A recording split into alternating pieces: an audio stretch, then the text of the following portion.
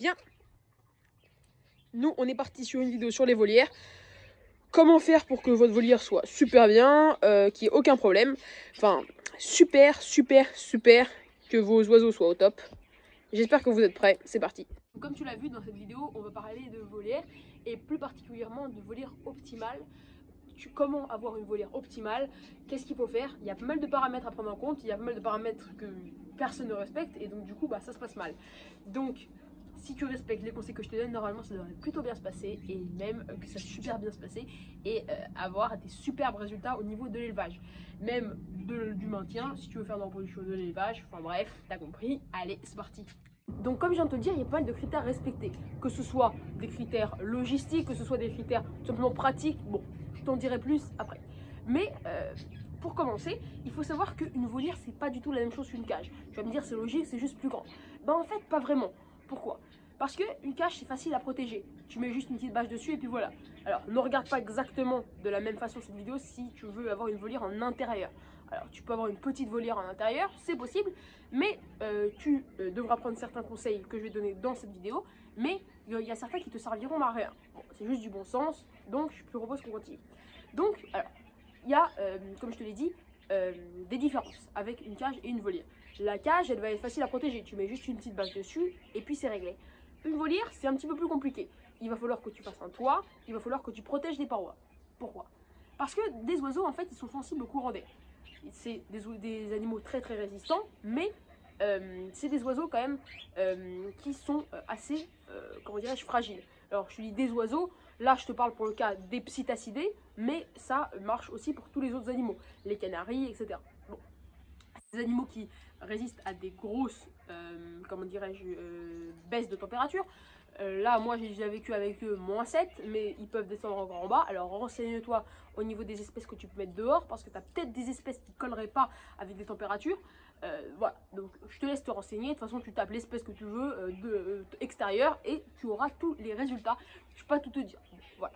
Alors maintenant, la volière. Donc, il va falloir que tu protèges ta volière avec des bâches. Alors pourquoi avec des bâches? Tu peux le protéger avec du plexiglas, tu peux le protéger avec des surfaces rigides. Mais des bâches pour que tu vois tes oiseaux, parce que si tu les vois pas, bon, l'intérêt est limité. Donc tu dois faire déjà un toit étanche. Donc c'est très important que quand il pleuve, il n'y ait pas d'eau qui coule.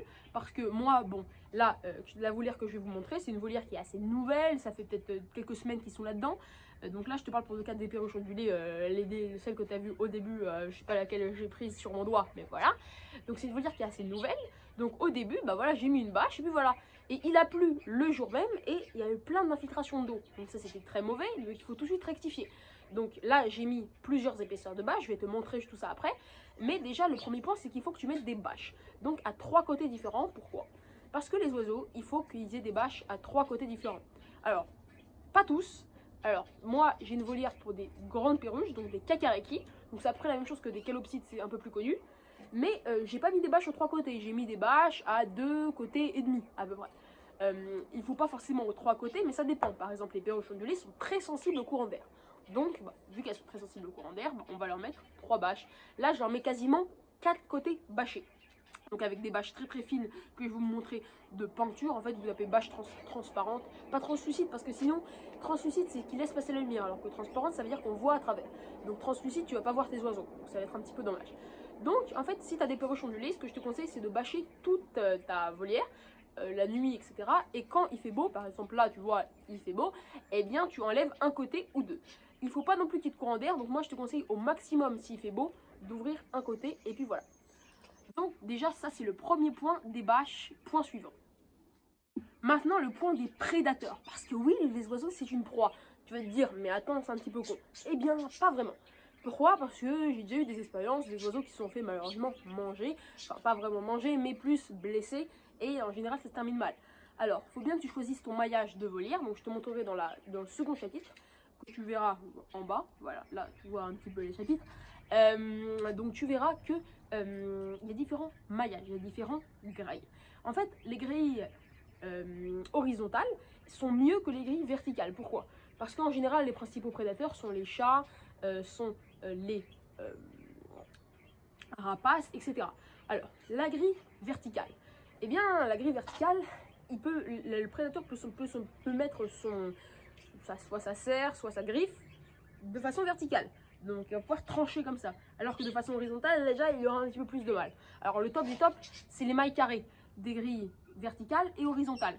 Donc là, ça ne laisse aucune chance au prédateur et tu ne dois donc plus te soucier de... Voilà, j'ai un peu bafouillé, excuse-moi. Donc voilà, donc ça c'est super important. Faut faire vraiment attention à ça. Donc là, avec des mailles carrées, tu n'auras même plus à te soucier des prédateurs. Tu peux les oublier. Ils ne compteront plus pour toi, à part si tu as des grosses mailles carrées. Alors, évidemment, fais gaffe que tes mailles soient pas assez grosses pour laisser passer tes oiseaux ou les petits des oiseaux. Ça dépend. Donc, fais gaffe également. Voilà. Maintenant, on va passer au troisième chapitre. Le chapitre, vous verrez, je vous laisse la surprise. Pour vous, c'est tout de suite, hein, clairement. Donc, prochain chapitre. Alors maintenant, comment choisir ta volière? Alors, il y a pas mal de volières sur le marché. Tu as des volières qui sont hautes, tu as des volières qui sont plutôt longues. Et bah, ça dépend de ton oiseau. Voilà. Là, il y a des oiseaux qui aiment voler vers le haut. Il y a des oiseaux qui aiment être plus en haut. Il y a des oiseaux qui aiment voler dans la longueur. Alors, je te dis tout de suite, il y aura plus de volières longues que hautes. Donc, tu pourrais en faire pas mal sur mesure. Ça coûtera plus cher, mais tu peux en faire pas mal sur mesure. Tu sors des côtes normales et tu fais ta volière sur mesure. Alors, je te dis tout de suite, une volière, ça coûte assez cher.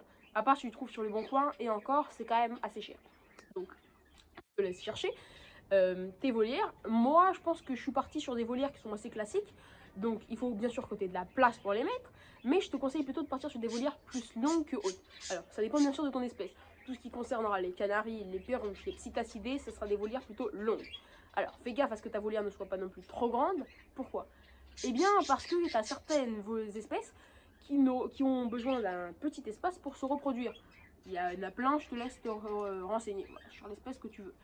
Alors, il faut faire aussi attention aux matériaux que tu vas utiliser. Les matériaux de volière vont rester dehors.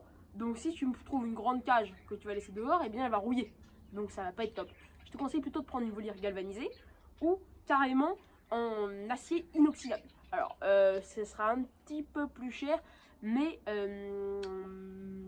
ouais, quand même un petit peu plus cher. Donc, tu prends une volière galvanisée, ça ira très très bien. C'est mon cas et ça va super. C'est une bêtise d'acier inoxydable, renseigne-toi quand même. Mais bref, prends une volière résistante aux intempéries. À part si tu vis à Marseille qui pleut jamais. Mais bon, quand même, prends ça. Ça te coûtera quelques euros de plus, enfin quelques dizaines d'euros de plus, et tu seras tranquille. Alors maintenant, on passe au chapitre suivant. C'est parti. Et bien maintenant, c'est la population que tu vas mettre. Parce que tu ne vas pas m'acheter une volière, mettre exactement ce que je t'ai dit avant et mettre toute ta colonie d'oiseaux. Pourquoi? Déjà, il ne faut pas qu'il y ait une surpopulation. Alors, différentes tailles de volières. Donc, je ne vais pas me mettre 150 perruches ondulées pour une volière d'un mètre par un mètre par un mètre. Eh bien, donc, tu vois, il faut relativiser. Si tu prends une volière, c'est pour qu'ils aient de la place. Donc, tu as un mètre, pas énormément. À part si tu veux faire de la repro, ce qui est pas mal aussi. L'avantage d'une volière, c'est que les oiseaux vont être en plein air, donc tu vas éviter pas mal de maladies. Tout ce qui est maladie respiratoire, tu peux en éviter une grande partie. Tout ce qui est maladie immunitaire, tu vas vraiment réduire. Mais voilà, donc il faut bien gérer ta population. Il faut faire aussi attention aux, comment dirais-je, il y a une hiérarchie sociale dans ton groupe d'oiseaux. Forcément, il y a des chefs et il y a des soumis. Donc, il faut faire gaffe que le soumis ait accès à la bouffe. Donc tu vas mettre pas mal de gamelles pour commencer et ensuite si tu veux restreindre quand ils sont bien habitués à ta guise. Mais il faut faire juste gaffe que les oiseaux aient bien accès à la bouffe et qu'il n'y en ait pas un qui soit exclu. Parce que si tu mets une petite gamelle et d'eau et de nourriture, eh ben non, déjà ça va pas aller, déjà il faut leur donner des compléments alimentaires comme du charbon, etc. Là j'en ai plus, mais voilà, là je vais bientôt en reprendre. Donc il faut bien leur donner des compléments alimentaires, mais il faut mettre plusieurs gamelles. C'est-à-dire que là, pour les perruches ondulées, c'est pas un oiseau qui est très bagarreur, quoique, mais tu vois, j'ai 2 gamelles de... Bon, en général, l'eau, il la garde pas trop, mais la bouffe, faut faire attention. Donc, il faut faire également attention à ce que tes oiseaux soient au même niveau. Imaginons que tu as un oiseau qui a des difficultés à voler, et ben tu vas pas me le mettre avec des oiseaux qui sont en pleine capacité de vol. À part si c'est une femelle et qu'il manque une femelle, là, tu peux le faire. Mais si c'est un mâle qui est concurrent, voilà, faut faire attention à ce qu'il n'y ait pas de bagarres qui peuvent être mortelles. Donc, fais gaffe. Et puis, bah, chapitre suivant. Dernier chapitre avant que vous ne voyiez la volière en chair et en os, on va s'intéresser à tout ce qui est reproduction et aménagement. Alors déjà, on va s'intéresser à tout ce qui est reproduction. Les nids. Les nids, il faut en mettre plus que d'individus, normalement, à part si ta colonie est déjà forgée depuis longtemps. Tu en as une en cage qui est bien, tu la mets en volière, tu mets plus de gamelles parce qu'il peut y avoir des différences qui se creusent, mais normalement il n'y aura pas de problème. Alors que si jamais tu mets pas mal des oiseaux comme ça qui se connaissent pas, et ben là, voilà, tu vas mettre plus de nids, les couples vont se former et après ils vont aller dans les nids. Donc ça, se dit maintenant l'aménagement. Alors, je parle de l'aménagement, tout ce qui est branche, parce que tu vas mettre des perchoirs. Hein, ça sera possible, mais c'est plus cool pour les oiseaux d'avoir des branches naturelles qui peuvent ronger. Alors, tu vas pas me dire, non, il y a des parasites. Bon, il n'y a pas vraiment de parasites, ne t'inquiète pas. Moi, je mets toujours j'ai toujours mis des branches normales et il n'y a pas de problème. Alors, tu peux passer au four, à part si tu prends une branche de 3 mètres. Voilà, il y a des branches de 3 mètres, là, je pourrais pas les passer au four. Je suis désolée. Tu prends une branche qui est, si possible, encore sur l'arbre, mais qui est morte, pour une branche vivante. Pourquoi? Parce qu'il peut y avoir des plantes qui sont toxiques, vivantes, mais qui sont rongeables, mortes. Donc voilà. En plus, c'est pas cool pour la nature, à part si c'est voilà. Donc tu vas pas défoncer le bois ou la forêt pour prendre tes branches d'oiseaux. Donc ne prends pas des branches qui sont également par terre. Pourquoi? Parce que là il peut y avoir des champignons, ça peut pas être bon du tout. Donc il y a un peu de bon sens, tu regardes, tu vois qu'une branche est en bon état. Si tu veux, tu la laisses sécher un petit peu au soleil quelques semaines. Quelques semaines, j'exagère peut-être un peu, quelques jours. Et puis normalement, tu vois que la branche est en bon état, ce sera bon. Tu pourras la mettre. Donc ne mets pas des branches trop haut, ne mets pas qu'un seul perchoir trop haut parce que sinon les mâles dominants vont aller en haut, ou le couple dominant, ou les couples dominants, et les petits vont aller en bas. Donc tu mets des perchoirs à peu près au même niveau, tu mets certaines... Comme je te l'ai dit, tu vas devoir respecter la hauteur des perchoirs, ne pas y en ait qui soit vraiment un plus haut que d'autres, il faut qu'il y en ait pas mal à la même hauteur, il faut que tu respectes le nombre, hein, faut pas qu'il y ait qu'un seul perchoir, il faut dire respecter le diamètre, il faut que ils aient des diamètres différents pour se muscler les pattes, pas un trop petit, pas un trop gros, différent. S'il y en avait que des trop gros, bah, il serait mal, s'il y en avait que des trop petits, bah, il serait mal, il faut qu'il y ait un juste équilibre. Et puis voilà, normalement ça devrait bien se passer. Tu évites un tas de maladies avec la volière, comme des maladies liées au système immunitaire, par exemple, des maladies, ils n'ont pas assez de système immunitaire, donc du coup ils se les chopent, alors qu'en extérieur, voilà, c'est un petit peu plus résistant. Moins de poussière, de fientes, de graines, de l'air pur aussi, donc c'est super important. Normalement, si tu respectes tout ce que je te dis, bah, ça va bien se passer comme je te l'ai dit au début. Et puis maintenant, on va voir la volière, c'est ce que vous attendez. Et ce que je vais vous montrer comme moi, une volière assez idéale, entre guillemets. Donc, c'est parti. Donc comme je te l'ai dit, c'est une volière pour des perruches. Donc voilà, là il y a les perruches.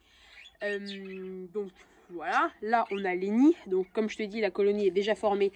Donc il n'y a pas besoin de surplus de nids. Je les mets bien parce qu'en général ils montent dessus. Les branches, comme je te l'ai dit, différentes diamètres. Là c'est des barres droites. Des branches, voilà, là faut nettoyer parce que bon, voilà, ils ont un petit peu pollué. Des grosses branches, différentes gamelles, l'eau. Normalement c'est parfait, là ça fait 2 mètres par 2 mètres par 1 mètre. Donc c'est parfait. Et puis bah voilà. Allez, donc c'était juste la petite parenthèse volière. Donc j'espère que cette vidéo t'a plu, c'était n'hésite pas à mettre un pouce bleu, à t'abonner, c'est super important, ça augmente le référencement, enfin bref, c'est super. Toi ça ne coûte rien et moi ça m'augmente un petit peu la chaîne, donc ça me fait plaisir. N'hésite pas donc à t'abonner, à mettre un pouce bleu, un commentaire, et puis j'espère que cette vidéo t'aura plu. N'hésite pas à en voir d'autres. Nous on se retrouve pour de prochaines vidéos. Là j'ai fait une petite pause parce que j'ai essayé de me recentrer un petit peu sur les vidéos. Quand j'ai le temps d'en faire une, et ben je me dis bon, c'est pas assez, ça vaut pas le coup. Là c'est pas une vidéo super grosse, mais il y en a qui vont arriver qui seront pas mal. Donc je te laisse t'abonner pour ne rien louper, mettre la cloche. Et puis on se retrouve pour de prochaines vidéos. C'était Go.